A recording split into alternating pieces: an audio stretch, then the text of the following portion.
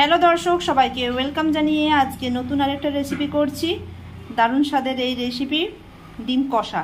তার জন্য কড়াই তেল দিয়ে দিয়েছি, অল্প একটু নুন দিয়ে দিয়েছি আর একটু হলুদ দিয়ে দিলাম। এরপরে এবারে ডিমগুলো ভেজে নেব। ডিমগুলো ভাজা হয়ে গেছে, এবারে তুলে নিই। ওই তেলেই একটু গোটা জিরে ফোড়ন দিয়ে দিলাম। কুচনো পেঁয়াজ দিয়ে দিয়েছি, তাতে একটু অল্প নুন দিয়ে দিয়েছি পেঁয়াজটা নরম হওয়ার জন্য।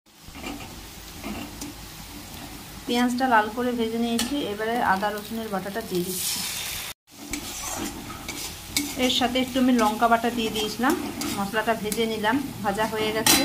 এরপরে হলুদ, কাশ্মীরি লঙ্কার গুঁড়ো, জিরে গুঁড়ো আর একটু দিয়েছি চিকেন মশলা স্বাদটা বাড়ানোর জন্য। মশলাটা আমার ভাজা হয়ে গেছে।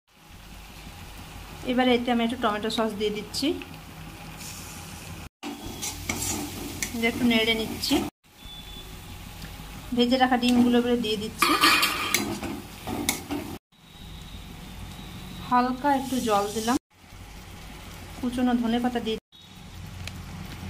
অল্প একটু গরম মশলা দিয়ে দিচ্ছি। আমার ডিম কষা রেডি হয়ে গেছে। ভিডিওটা দেখার জন্য ধন্যবাদ।